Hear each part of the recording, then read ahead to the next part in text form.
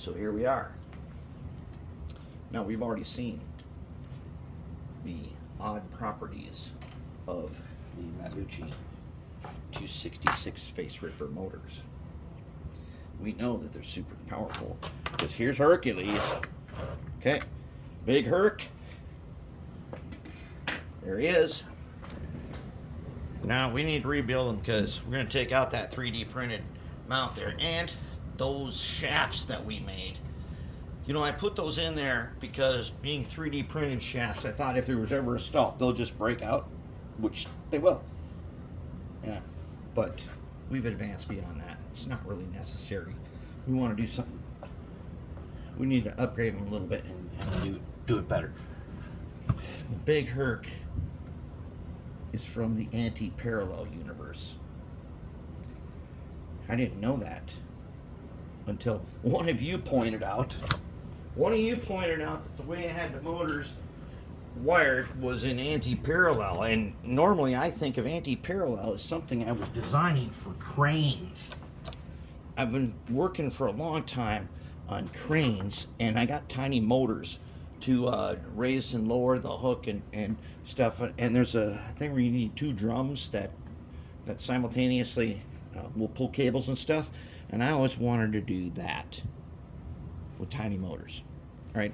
And then I wanted to go straight up, which would make, with any normal motor, makes them one runs one way, one runs the other. But these 266s, they have been around for a while, and they are considered, they called them back then, they called them next gen motors.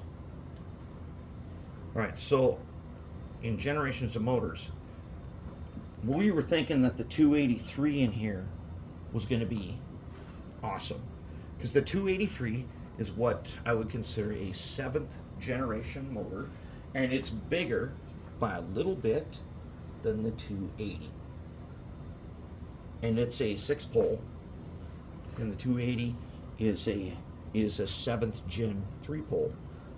Now, 7th generation motor, 3-poles. The Revolution 1 is what I would call an 8th generation motor. It's an 8th gen motor. There aren't any other motors out there that are 8th generation.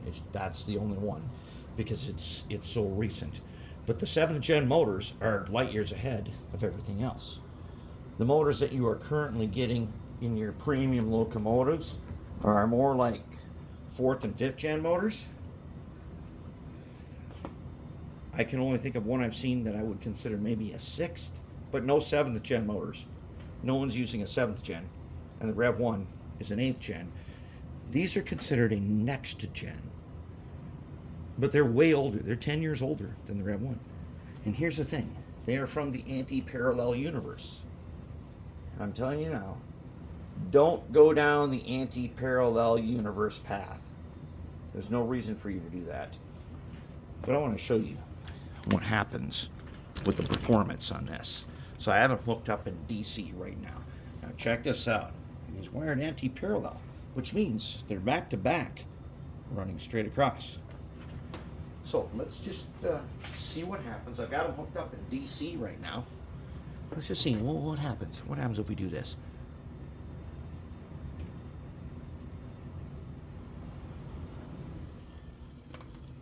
Beauty. Hold it, you guys. Get out of there. Getting in the way. Okay. Let's back up. Oh, not that. Let's back up. If it wasn't for them wires hanging out there, that's far smoother than even Hercules, because Hercules got them 3D printed joints. But here's the thing, in the anti-parallel universe, this works. In the regular universe where we are, this does not work. And after consulting the Dread Codex,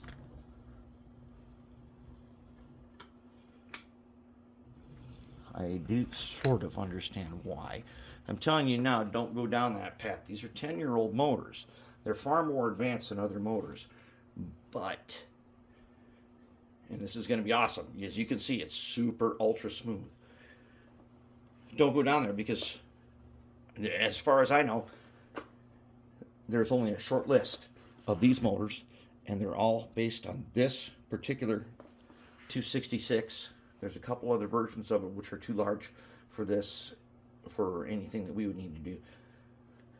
But this will bring you nothing but despair because you can't replicate it with other motors. We're going to use this to our advantage. And right now, I have to tell you that check this out. That is incredibly smooth, and I'm using nothing for voltage. Here's the other thing you should know about this. These motors, they can't be broken in.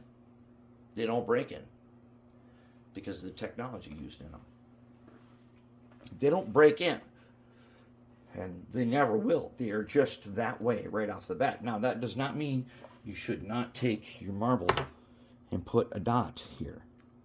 Your air tool oil, you put a dot. Yep, I already tested these two, but just put a dot. You want to still do that because that bearing there is a real bearing. The rest of it, stay away from these things.